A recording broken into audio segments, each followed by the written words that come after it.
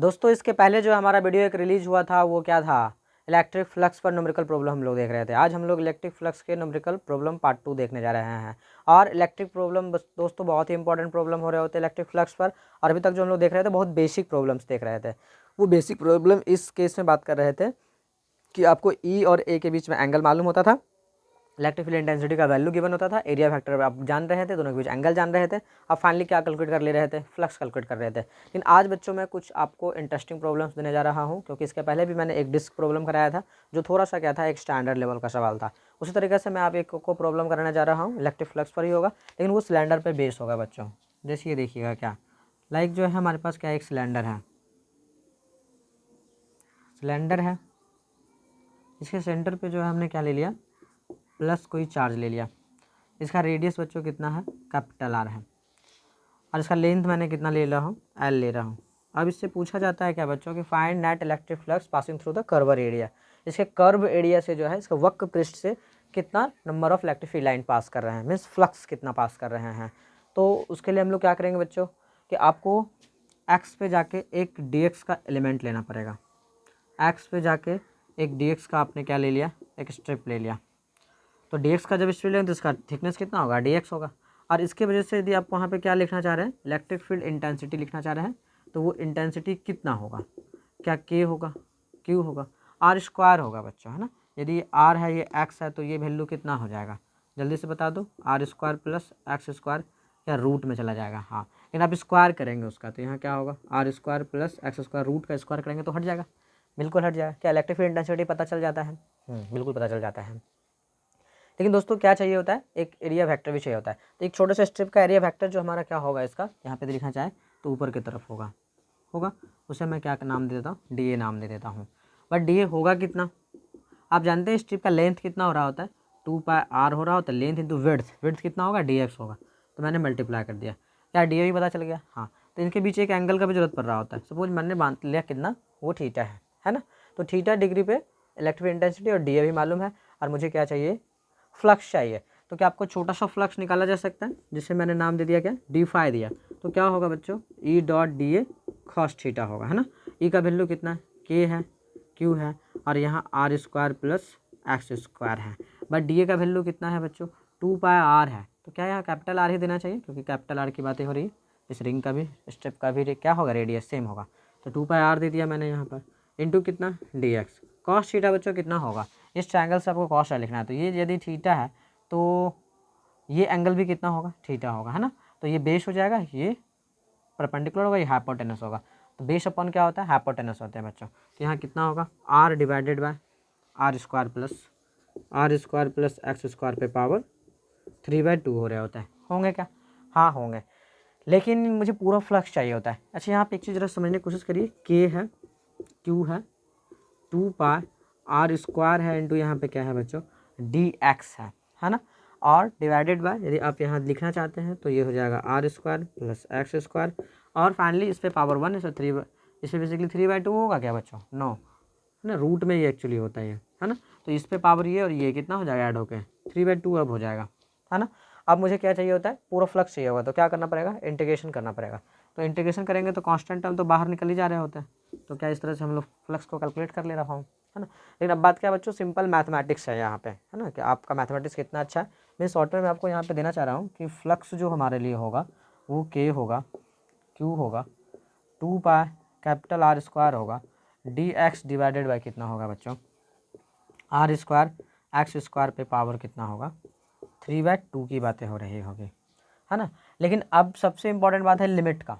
Limit में क्या करेंगे आप, इधर लेफ्ट टाइप राइट टाइप जाएंगे तो क्या होगा, प्लस में होगा, L/2 होगा। इसलिए अपर लिमिट क्या होगा, प्लस L/2 होगा, और लोअर लिमिट क्या होगा, माइनस L/2 होगा। मीन्स माइनस L/2 से कहाँ तक जाएगा, प्लस L/2 तक जाएगा। यदि आप बच्चों इतना बात को समझ पा रहे हैं तो आप क्या कर पाएंगे, बहुत सिंपल सा मैथमेटिक्स है। यहाँ पे जो है क्या कर लेते हैं आप, इस तरह के इंटीग्रेशन मैंने कई बार किया हूँ। क्या करते हैं हम लोग, R square plus X square को टी एजूम करके इंटीग्रेट कर दे रहे होते हैं इनको बेसिकली, और क्या लगा दे रहे होते हैं, लिमिट्स अप्लाई कर दे रहे होते हैं। इतना यदि कंसेप्ट में आपको पता है तो आप जो है electric flux due two cylinder भी निकाल सकते हैं। बच्चों वीडियो को पॉज करिए, इसको नोट करिए, फिर मैं आपको नेक्स्ट प्रॉब्लम से लेके आ रहा होता हूँ।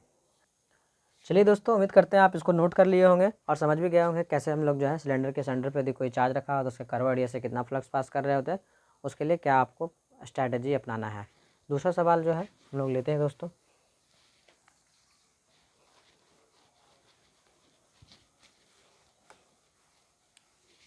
जैसे सपोज हमने क्या ले लिया, एक स्फीयर ले लिया, है ना।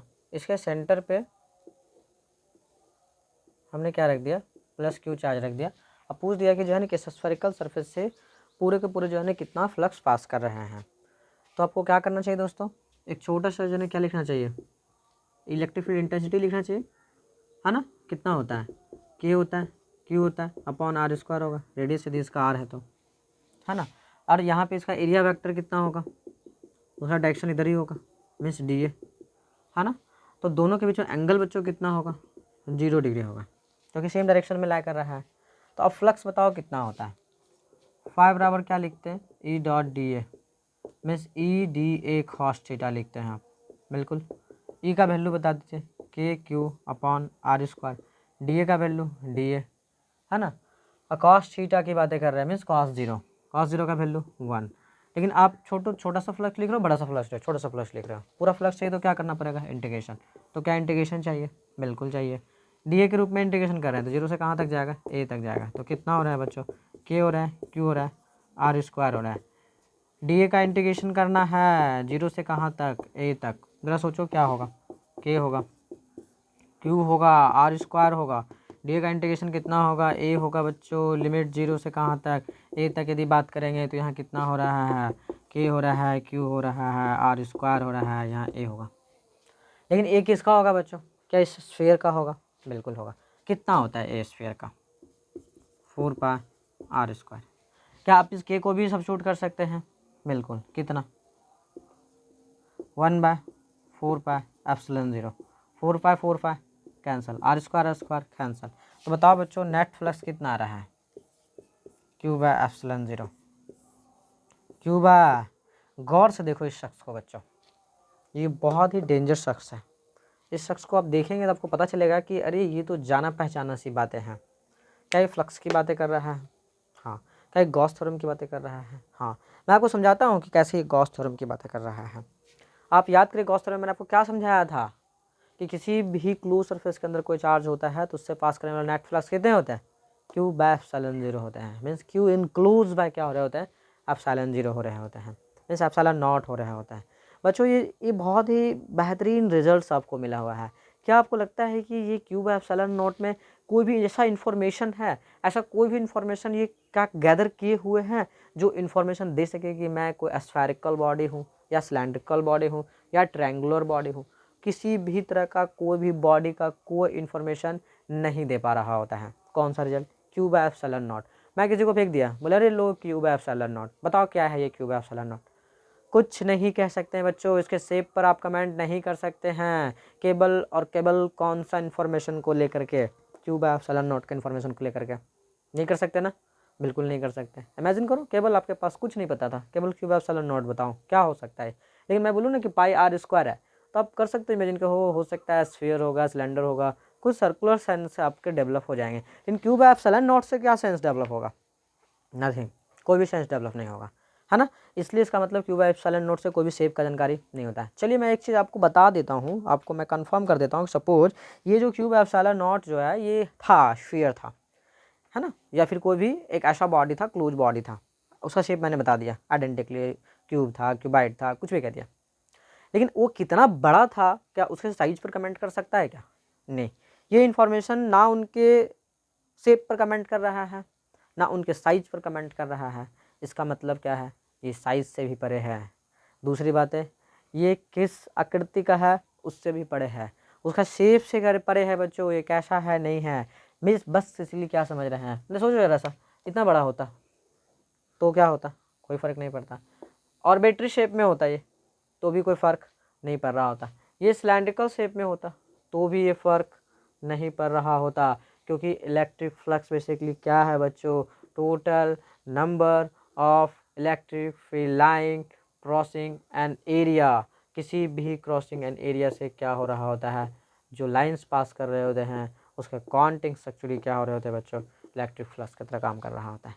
अब ज़रा बताओ, क्या छोटा सा स्फीयर से उतना ही लाइंस पास कर रहे हैं? हाँ। बड़े से स्फीयर से भी उतना ही लाइन पास कर रहे हैं, सिलेंड्रिकल शेप से उतना ही पास कर रहे हैं, एनी शेप से कितने पास कर रहे हैं?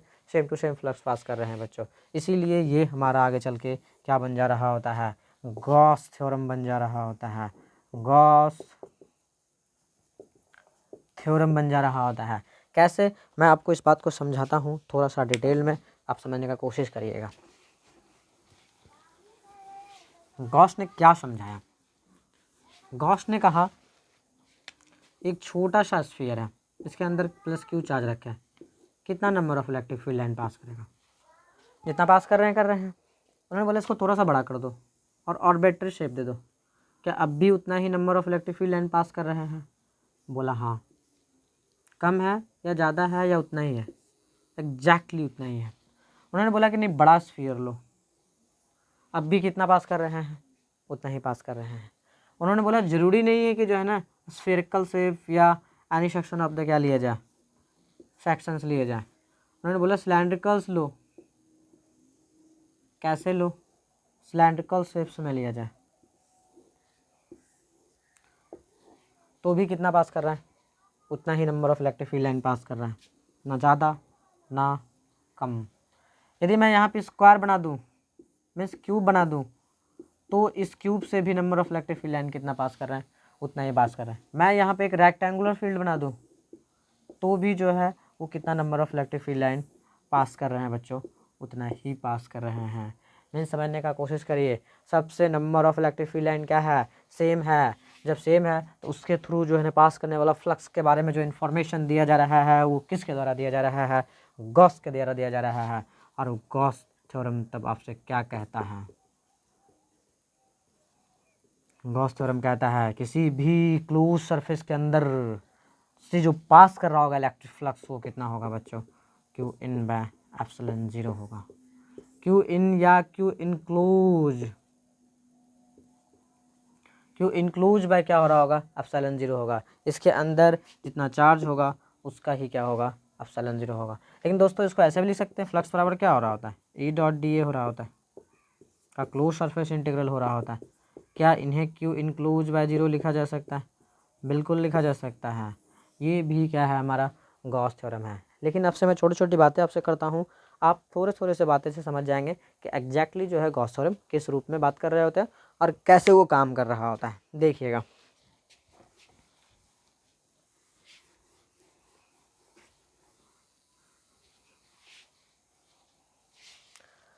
आप बताओ, एक छोटा सा स्फीयर है, जिसके पास Q1 है। बताओ कितना पास कर रहा होगा फ्लक्स? मीन्स 5 बताओ कितना होगा? Q1 बाय एप्सिलॉन 0 होगा। इसको क्या लिख सकता हूँ? E1 डॉट डी ए लिख सकता हूँ, का close surface integral Q1 bye epsilon 0 लिख सकता हूँ या नहीं लिख सकता हूँ? बिल्कुल लिख सकता हूँ। दूसरा आपके पास मैं स्फीयर दिया, इसके अंदर Q2 चार्ज है। बताओ कितना फ्लक्स पास कर रहा होगा? 5 क्या Q2 बाय एप्सिलॉन 0? बिल्कुल। मीन्स क्या? E2 डॉट डी ए का क्या? Surface integral Q2 bye epsilon 0 होगा या नहीं होगा? बिल्कुल होगा। एक और एग्जांपल्स लेते हैं, ऐसे बहुत सारे एग्जांपल्स लिए जा सकते हैं। एक तीसरा स्फीयर लिया मैंने, इस पर मैंने Q3 रखा, बोला फास्ट बताओ इसके पास, इसके क्रॉस सेक्शन से कितना फ्लक्स पास कर रहा होगा? आप क्या लिखते हैं? ई डॉट डी ए का close surface integral Q3 bye epsilon 0 लिखते बच्चे या नहीं लिखते? बिल्कुल लिखते। ऐसे ऐसे डॉट डॉट बहुत सारे लिखे जा रहे होते हैं, बहुत सारे बातें हो रही होती है, और फाइनली एक स्फीयर लेते हैं जिसके अंदर Qn लिखे होता है। तो आपसे मैं पूछता Qn फ्लक्स कितना होगा? तो Qn बाय एप्सिलॉन 0 मीन्स क्या लिखते बच्चों आप? Qn के लिए क्या इसे ऐसे भी लिख सकता था Qn को? En डॉट डी ए का क्या? Close surface integral Qn bye epsilon 0 होता या नहीं होता? बिल्कुल होता। अब मैं पूछता कि जो है ना ऐसे ऐसे बहुत सारे चार्जेज रखे हुए हैं, ऐसे ऐसे बहुत सारे क्या रखे हुए चार्ज रखे हुए, तो आप बताओ इन सारे एक ऐसा गोला बनाता, मैं बड़ा सा गोला बनाता जिनमें सब चार्ज रखे होते, तो आप एग्जैक्टली क्या लिख रहे होते, देखते क्या लिखते आप। थोड़ा सा फैमिलियर करना चाह रहा हूँ बच्चों, आपका था रहा कॉन्सेप्ट जो है ना गॉस थ्योरम के साथ साथ जो है फ्लक्स पर भी क्लियर हो जाएगा, वो क्या समझिएगा। मान लेता हूँ कि जो है क्या रख दिया, एक बहुत बड़ा गोला रख दिया, इसमें मैंने Q1 भी रख दिया, Q2 भी रख दिया, Q3 भी रख दिया, डॉट डॉट डॉट Qn भी रख दिया। अब मैं पूछ दिया किससे बताओ नेट फ्लक्स कितना पास कर रहा है। नेट फ्लक्स आप क्या लिखते बच्चों, लिखते E1 डॉट डी ए, क्योंकि फ्लक्स स्केलर है डोटो, क्या E2 डॉट डी ए क्लोज सरफेस इंटीग्रल, फिर क्या लिखते प्लस E3 डॉट डी ए,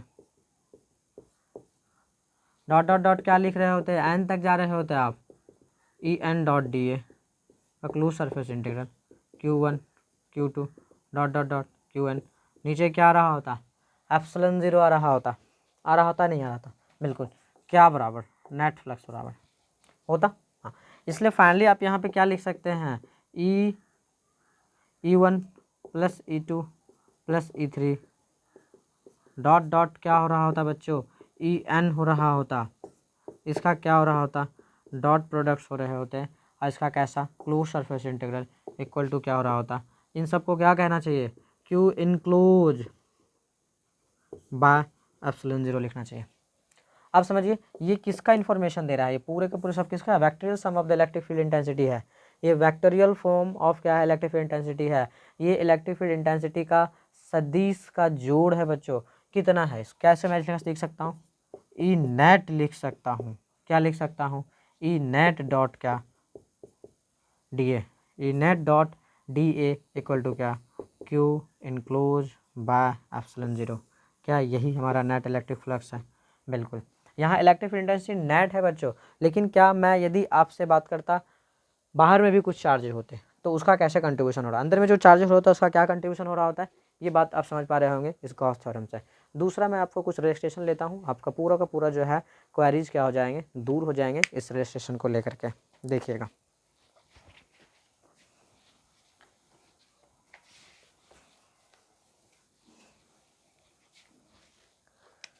सपोज एक कंसेप्ट लीजिए, एक स्फीयर है,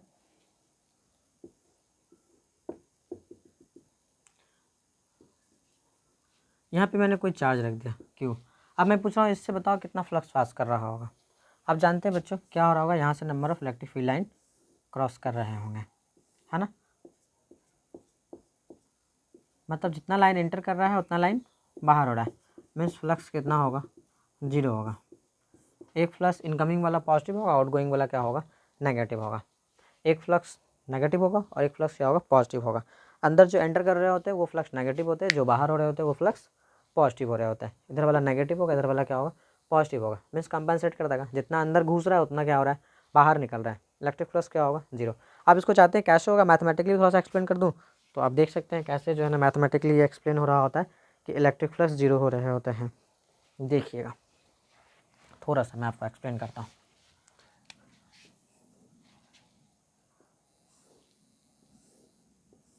सपोज 3 लाइन मैंने पास किया, एक कंसेप्ट से तो ये है कि यहाँ पे यहाँ पे यहाँ पे आपको फ्लक्स समझना है, तो यहाँ पे आपको क्या करना पड़ेगा, कहीं पे भी लाइन होते एक नॉर्मल प्लॉट्स हो रहे होते हैं बच्चों, क्या प्लॉट हो रहा होता है, नॉर्मल, तो यहाँ पे भी क्या खींच दूँ, नॉर्मल, यहाँ पर भी नॉर्मल, यहाँ पर भी नॉर्मल। आप एक चीज़ समझने का कोशिश करना, आपको पता चलेगा ये क्या इलेक्ट्रिक फील्ड इंटेंसिटी है, हाँ क्या इसका एरिया वेक्टर्स का ये डायरेक्शन होगा, थीटा बताइए क्या होगा, लेस देन 90 होगा, लेस देन यहाँ पे भी मैक्सिमम कितना हो सकता है, थीटा लेस देन 90 या इक्वल टू 90 हो सकता है, यहाँ पे भी थीटा लेस देन 90 होगा। इन सारे केसेस में जो है ना कॉस का वैल्यू क्या होगा, पॉजिटिव होगा, कॉस थीटा का वैल्यू एक्चुअली क्या होगा बच्चों, पॉजिटिव होगा, क्योंकि वो लाई कहाँ करेगा, फर्स्ट कोऑर्डिनेट्स में करेगा। ठीक है, यहाँ पे बात करते हैं, यहाँ पे आप ले रहे होंगे और यहाँ पे भी क्या ड्रॉ करते हैं, टेंजेंट्स ड्रॉ करते हैं, जैसे यहाँ पे क्या है, ये इलेक्ट्रिक फील्ड लाइन्स है, कैसा है बच्चों, इलेक्ट्रिक फील्ड लाइन, यहाँ पे आप टेंजेंट ड्रॉ करेंगे, उसके बीच जो थीटा बनेगा ना वो ग्रेटर देन क्या होगा, 90 होगा। यहाँ पे भी जब बनाएंगे तो वो भी क्या होगा, ग्रेटर देन 90 होगा। यहाँ पे भी आप बनाएंगे तो भी वो क्या होगा, ग्रेटर देन 90 होगा। तो इन सारे केसेस में जो है ना ग्रेटर देन क्या हो रहा होता है, 90 हो रहा होता है। और ग्रेटर देन जब 90 होगा तो किस कोऑर्डिनेट में जाएंगे, साइन के कोऑर्डिनेट में जाएंगे, इसलिए यहाँ पर कॉस थीटा क्या हो जाएगा, नेगेटिव हो जाएगा बच्चों। तो एक तरफ नेगेटिव हो रहे हैं, एक तरफ क्या हो रहे हैं, पॉजिटिव हो रहे हैं। मीन जितना फ्लक्स एंटर कर रहा है उतना ही फ्लक्स क्या हो रहा है, आउट हो रहा है। इस लॉजिक से भी नेट फ्लक्स जीरो हो रहे होते हैं। दूसरी बातें क्या हो रहा होता है, एंगल कंपनसेट होने की वजह से भी क्या हो रहा होता है, एक एक्यूट एंगल बन रहा होता है, एक ऑब्ट्यूट एंगल बन रहा होता है। एक तरफ न्यून कोण बन रहे हैं तो सीटा पॉजिटिव हो रहे हैं, इसलिए पॉजिटिव फ्लक्स होगा। इसलिए मैंने कहा इनकमिंग फ्लक्स क्या हो रहे होते हैं बच्चों, नेगेटिव हो रहे होते हैं, और आउटगोइंग फ्लक्स क्या हो रहे होते हैं, पॉजिटिव हो रहे होते हैं। लेकिन एक बात मैं आपको बता दूं कि कोई भी फ्लक्स पॉजिटिव ले सकते हैं, कोई भी फ्लक्स नेगेटिव ले जा सकते हैं। ये डिपेंड करता है शाइन कन्वेंशन पे, वो आप पे डिपेंड करता है। यदि आप इनकमिंग को पॉजिटिव ले लिए तो आउटगोइंग को नेगेटिव ले लीजिए, या आउटगोइंग को नेगेटिव ले लिए तो इनकमिंग को क्या ले लिए, पॉजिटिव ले लीजिए। वो डिफरेंट करके आप क्या कर सकते हैं, बात को समझ सकते हैं। मैं आपको अब इस बाहर वाले केसेस के साथ इन्वॉल्व करता हूँ, दोनों को लिंक करता हूँ कि जब अंदर में चार्ज होते हैं तो कैसे थिंक कर रहे होते हैं, अब बाहर में जब चार्ज होते हैं कैसे थिंक कर रहे होते हैं। जैसे सपोज मैं ये बात करूँ बच्चों, इसी केसेस में फ्लक्स बच्चों क्या है, यहाँ पर जीरो है। लेकिन क्या मैं पूछूँ कि जो है क्या इनेट जीरो है, E net not equal to zero है बच्चों। क्या इलेक्ट्रिक फील्ड इंटेंसिटी जीरो है, नहीं। इलेक्ट्रिक फील्ड इंटेंसिटी यहाँ कुछ ना कुछ होगा, यहाँ भी कुछ ना कुछ होगा, यहाँ भी कुछ ना कुछ, यहाँ भी, है ना। लेकिन क्या जीरो है, net flux of the system क्या है, जीरो है। क्या electric field intensity net zero है क्या, नहीं। Electric field intensity net zero नहीं है बच्चों। इसलिए बाहर वाले चार्ज उस स्फीयर पर या उस क्लोज बॉडी पर इलेक्ट्रिक फील्ड इंटेंसिटी क्रिएट कर रहे होते हैं, बट फ्लक्स में पार्टिसिपेट नहीं कर रहे होते हैं। इस बात को हमेशा ध्यान रखिएगा। किसी भी क्लोज सरफेस के ऊपर बाहर में रखे हुए चार्ज जो है उस सरफेस पर इलेक्ट्रिक फील्ड इंटेंसिटी में पार्टिसिपेट कर रहा होता है, लेकिन फ्लक्स के कैलकुलेशन में बिल्कुल भी पार्टिसिपेट नहीं कर रहा होता है। कि ये बात यहाँ तक आपको समझ में आ रही है, हाँ ये बात समझ में आ रहा है। तो मैं आपको नेट इफेक्ट्स यानी नेट जो है ना इक्वेशंस लिखने जा रहा हूँ, जो गॉस लॉ को आपको पूरी तरीक़ा से न्यूमेरिकल स्टैंडर्ड से फील करा देगा। वो क्या है देखिएगा।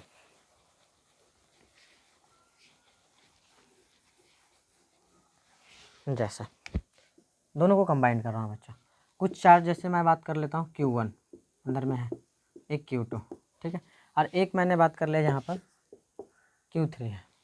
तीन चार्ज है, और मैं पूछ दूँ कि इससे इस पूरे के पूरे स्फीयर से बताओ नेट फ्लक्स कितना पास कर रहा है, नेट फ्लक्स कितना पास कर रहा है। आप जानते हैं बच्चों क्या लिखते हैं, ई नेट लिख रहे होते हैं, डॉट क्या लिख रहे होते हैं, DA लिख रहे होते हैं, और Q इनक्लोज लिख रहे होते हैं, बाय एप्सिलॉन 0 लिख रहे होते हैं। लेकिन अब ज़रा सोचो क्या ई नेट में क्या आएगा, ई नेट में किसका किसका नाम आएगा, E1 का भी आएगा, E2 का भी आएगा, और फाइनली E3 का भी आएगा। क्या तीनों पार्टिसिपेट करेगा, बिल्कुल पार्टिसिपेट करेगा, करेगा कि नहीं करेगा, हाँ। लेकिन ये चार्ज में कौन का participate, 1+2 divided by epsilon 0 participate करेगा। इलेक्ट्रिक फील्ड नेट जो आप यहाँ पे देख रहे हैं ना, इसमें तीनों फॉर्म करेगा।